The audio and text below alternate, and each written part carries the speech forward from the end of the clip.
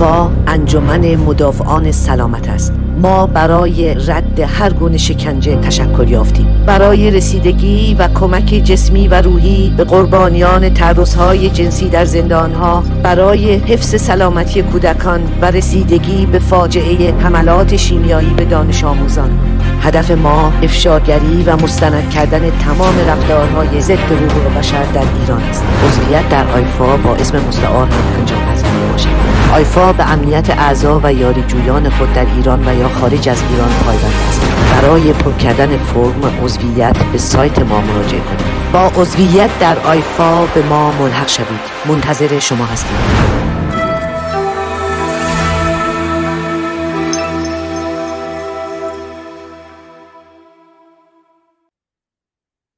Our next speaker, Azadeh Davachi. She is a feminist and women rights activist. She started her activities while she was in Iran and continued until now. She has published more than 50 articles in several Persian and English medias.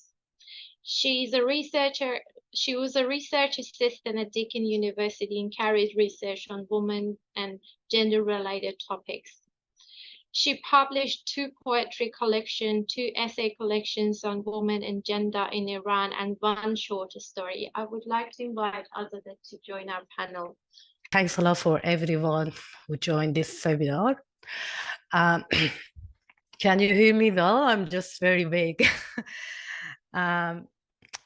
I'm going to talk about the characteristics of Women Life Freedom movement. We have been talked a lot about it, and we know how it happened, why it happened. What I'm going to focus on is that the characteristics of this movement. So in doing so, we can gain a deeper understanding of what makes this movement truly unique and noteworthy. The first characteristic of that is young women leadership. So the question is that why the young women leadership is very important. It is because of these social movements can even more effective when they're led by women, as it can also can have a broader impact and support more people on this ground.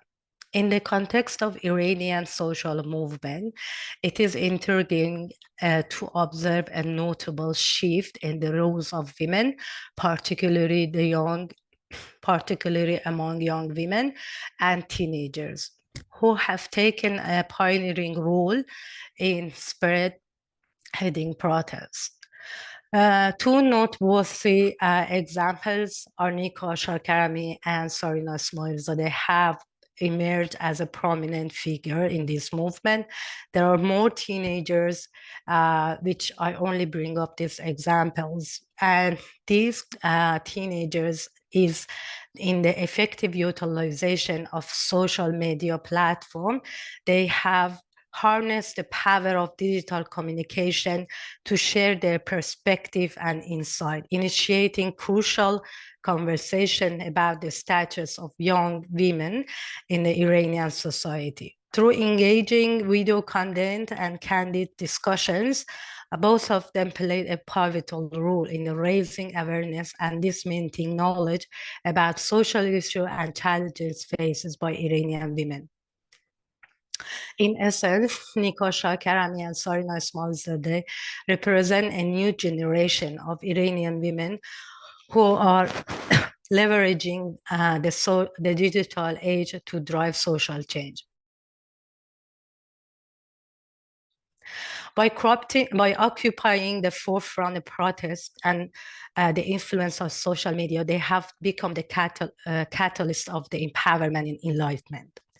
Another characteristic of these young women is that they are unique generation perspective. These activists come from the mothers who participated in the historical struggle against discriminatory law. This older generation of Iranian women have endured 3 decades of social and political struggles, during which they could engage in educational, social, and political activities alongside their male counterparts. However, sorry.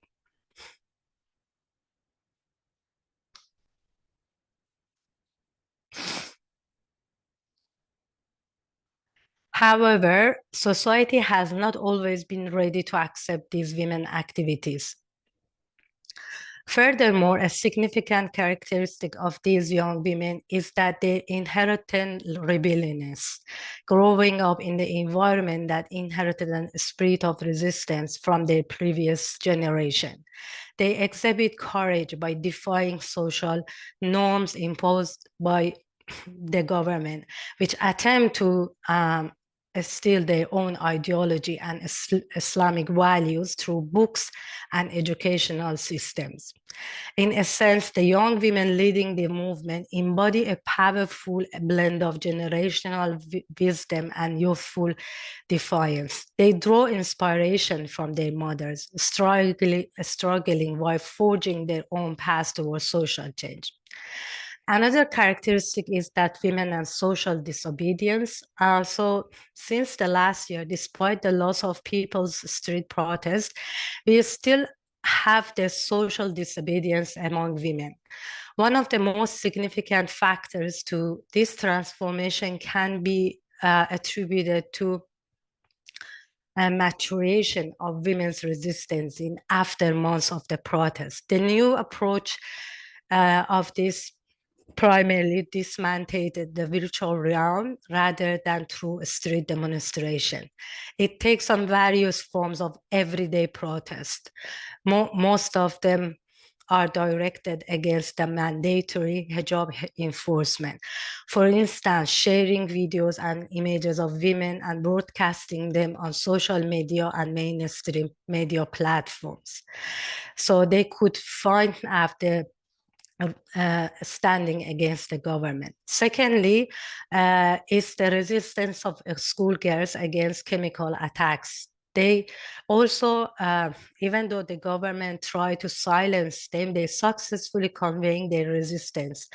The government tried to net neutral their resistance, including the distribution of coordinated, fabricated videos, but none of them proven as effective as virtual space and mainstream media. Thirdly, there is a resistance of university students who, through the dissemination of statements in a virtual space and the replay of protest slogans in media, sending photos and videos of unveiled female students in the classroom and challenging university security personnel, which is the resistance beyond the streets into the different environment. Another factor is that the women as the agents of the change. As all the mentioned above, there is another characteristics of this movement is that women practicing civil disobedience, but women are the agents of the change. This time, the struggle was not only limited to the individuals or specific individuals, it pertains to the collective identity of women as a whole. And what is even more intriguing that the issue of mandatory hijab and women's defiance of it did not remain confined to women alone. It also involved the participation of women.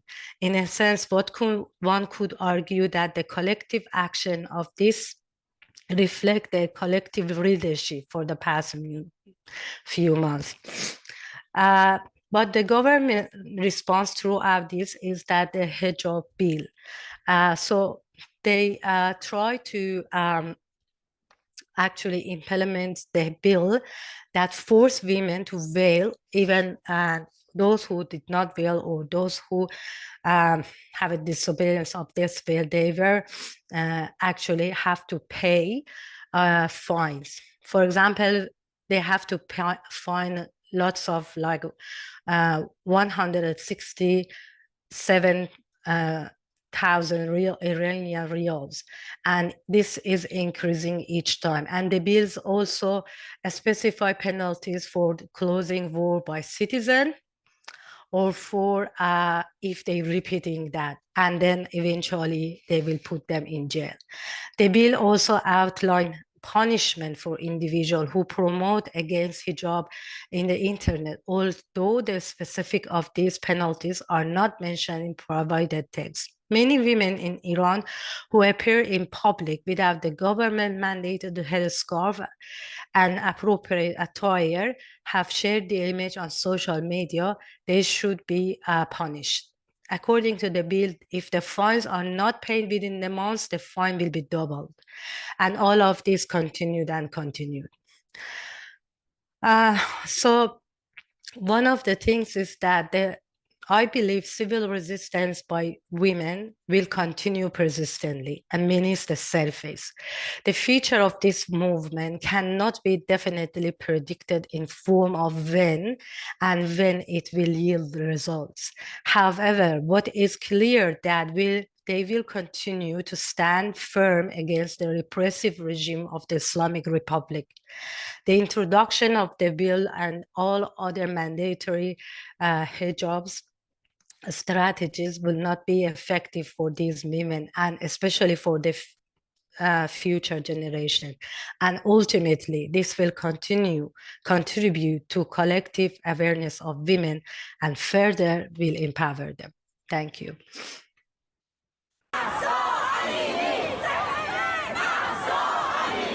بعد از قتل حکومتی مهسا ژینا امینی، گروه ملبورن برای ایران به صورت خودجوش شکل گرفت و ما شروع به برگزاری تجمعات و تظاهرات‌های اعتراضی کردیم در سراسر ملبورن و همچنین با برقراری ارتباط با دولت استرالیا و نمایندگان ایالت ویکتوریا سعی کردیم که حمایت اونها رو جلب کنیم و با همکاری فعالان و گروه‌های مختلف در ملبورن تونستیم که با برگزاری نمایشگاه‌های فرهنگی، هنری، موسیقی و همینطور که پشت سر من می‌بینیم با ثبت تصاویر عزیزان از دست رفته این انقلاب صدای مردم ایران باشیم و جنبش زن زندگی آزادی رو زنده نگه داریم.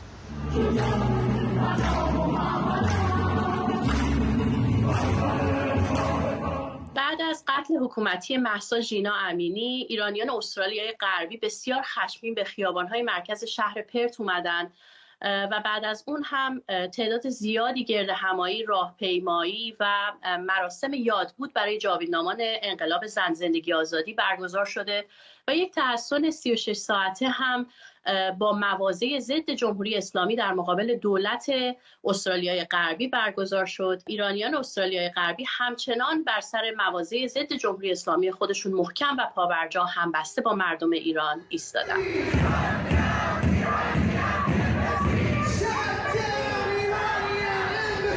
مردم در شهر ادلاید ده‌ها تجمع و همایش‌های متفاوتی رو برگزار کردن، به خصوص در روز جهانی زن و همچنین در روز مادر که نقص حقوق زنان رو در ایران به انعکاس گذاشت و به تکریم مادران دادخواه ایرانی پرداخت. ما در این راه تا روز آزادی برای ایران و ایرانی هستیم و ادامه خواهیم داد.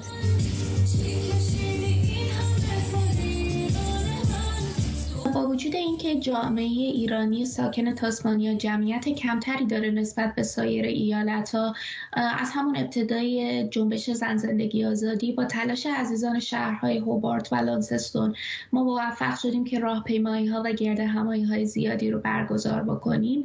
ما تلاشمون رو می‌کنیم که به این راه ادامه بدیم و مطالبات مردم عزیز ایران رو به گوش دولت استرالیا برسونیم.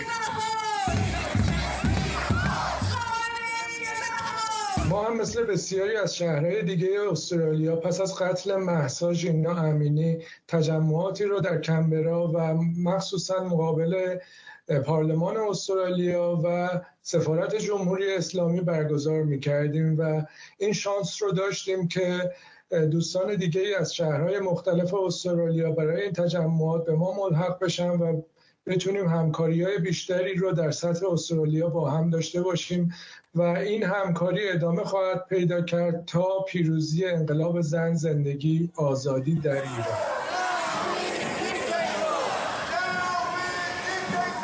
نوری از کردستان ایران به قلب دنیا تابید و منشور زن زندگی آزادی با قدم‌های محکم ایرانیان در سراسر دنیا و نیز بریزبن تعیین انداخت. یک سال هر شنبه و با هر فراخوانی گرد هم آمدیم.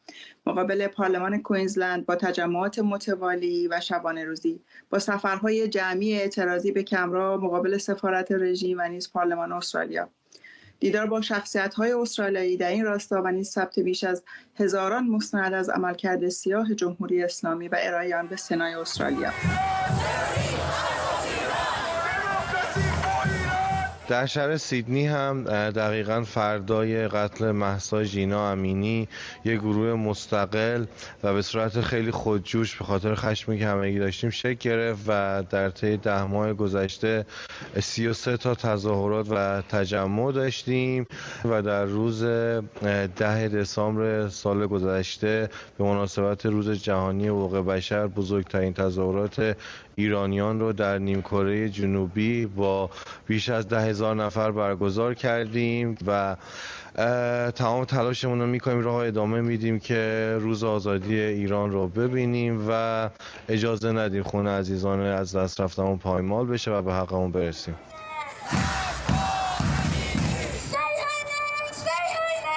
و بالاخره بعد از 9 ماه ما از شهرهای مختلف استرالیا دور هم جمع شدیم و گروه سراسری آزیران رو تشکیل دادیم.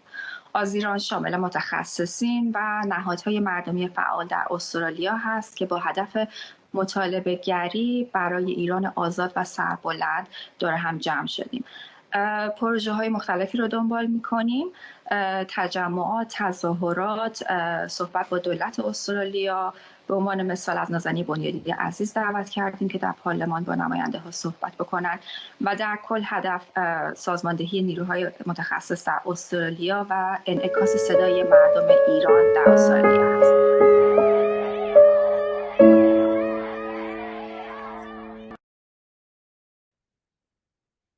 Now I would like to invite Sahar to come back to our panel and read through her second letter. So the second letter that I'm going to read today is a letter that we received from the United Youth of Iran, also known in Persian as Javanan Mahallat Iran, which is an underground network of young Iranian protesters. And they will talk about what the Iran of women life freedom will be. The ideal of freedom is an old tree that has shed much blood as it speaks. Today, the flag bearer of this road is the universal movement known throughout the world under the slogan Women, Life, Freedom, a slogan summing up the political, social, and economic demands of a people who have been suppressed for 45 years by a cruel and dictatorial regime that has neither the capacity nor the intention to ever meet its needs. Iranians want a government of the people, for the people, and at the service of the people. A regime whose priority is to serve its own nation. A transparent, efficient, and law-based democratic system in which there will be no trace of any concentration of power nor individualism. A government that guarantees the preservation of the human dignity of all its individuals. At first glance, the need for fundamental freedoms such as human rights, women's status in the society, and the issue of clothing may seem more important than others. However, when looking deeper, we see that the concept of freedom is inherently connected to justice and prosperity, because only in societies where justice is accounted for, freedom can flourish. The Iranian people are looking for a legal authority approved by the majority of the people and which respects the dignity and human rights of individuals, so that by establishing peace, prosperity, tranquility, and avoiding discrimination, it can provide an appropriate platform for a fulfilling life for its people. One of the most important principles that will lead to the establishment of true social justice is to accept and respect the diversity of cultures, genders, ethnicities, religions, and beliefs of everyone when looking at others with empathy. Iranians envision a free Iran that will bring security and stability to the Middle East and ultimately to the world, and whose place, as it deserves, will be dignified and glorious. The two concepts of women and freedom are inseparable. Women are rooted in the fabric of Iranian society. They have long played an important role in the culture of this country and have had considerable impact on the growth and development of its society. The active role played by women, from their place in ancient poems and myths to their efforts to play a leading role in science, art, civil and social movements, testifies to their undeniable importance. Great figures such as Anousheh Ansari and Maryam Mirzakhani are two outstanding examples of Iranian women who have succeeded on the international stage. And in the Iran of the future, their role, again, alongside men in the country's development and growth, will be more important than ever. The active presence of women in all spheres and the equality of their social, professional, and cultural status, along with opportunities, are part of the great objectives pursued by the Women Life Freedom Movement. Among the various approaches to struggle, art and artists always had a very important but also dangerous contribution to make. Indeed, art may express the desires of the society in an effective and lasting way. Art can be both a symbol and a banner for a revolution, as is Shervin Ajipour's songs Baraye. We saw how a combination of words and music was able to break boundaries and bring a suffering nation's cry to the ears of the world and to the consciousness of all enlightened companions, to the point where it is read in several other languages to this day. Art, which arises from the rich Iranian culture, has always and throughout many centuries represented a platform for sharp critics to express the protest of different classes to the rulers of the time. This is why the evil Islamic Republic has always opposed art, clearly fearing artists' sharp language and attempted to silence and marginalize them. One of the Islamic Republic's methods is to embarrass and disgrace the challenging nature of great artists, while promoting absurd forms of art that are totally inoffensive. This ranges from valorizing empty music and supporting government artists, banning women from singing, harassing popular artists like the great master Shajarian, who relentlessly tried to be the voice of a suffering nation. Additionally, it is no secret that the economy is one of the most important parts of a country, to which particular attention should be paid. And the totalitarian system of the Islamic Republic, from the start of its shameful days with the code word economy belongs to the donkeys, purged experts in the field and theorized ridiculous and already failed fallacies in the name of Islamic economic. And it dealt with such a fatal blow to people's livelihood and destiny that the result was nothing other than isolation of the country, the spread of brokering economy, and the creation of multiple public and private rents.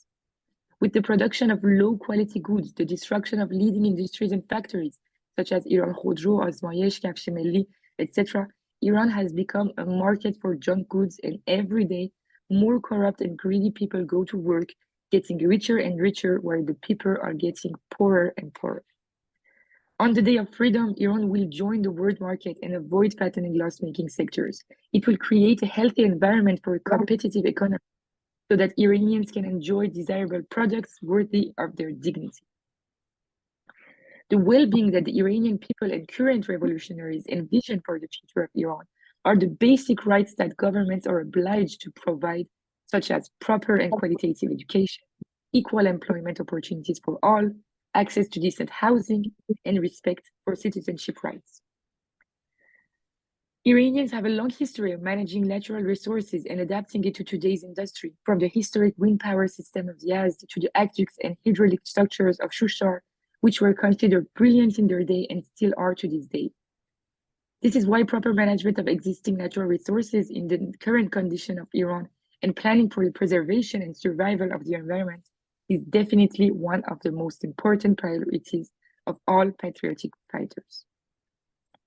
Women, life, freedom is not merely a slogan, but a symbol that embodies the essence of the Iranian revolution.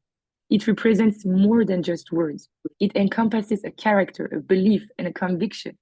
This powerful concept transcends time and place, as life itself is an ongoing journey with no definitive endpoint. And similarly, freedom cannot be confined to a single moment or circumstance.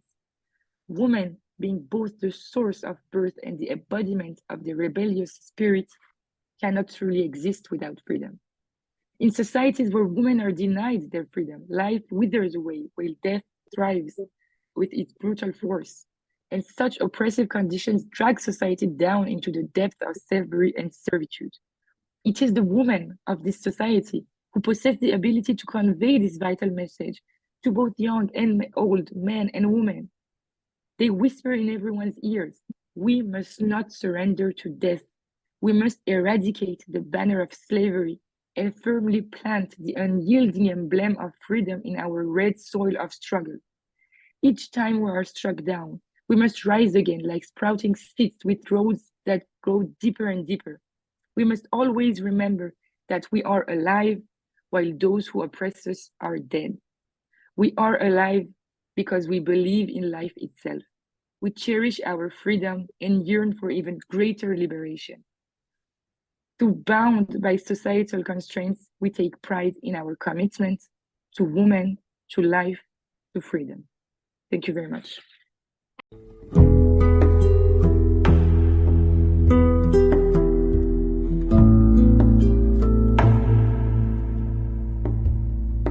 خاک ثمر نداده رو چجور میشه ول کنم سوارم پیاده رو چجور میشه ول کنم گیرم جهان یک وطنه با مرزهای الکی رفیق و خونواده رو چجور میشه ول کنم با بوسه میخم کن بیخ این دیوار که سفرناکم اسلحه مستم روی این آوار من خطرناکم جای همه خالی شراب پایانو بزن به لیوانم سلامتی همه تمام ایرانو بزن به لیوانم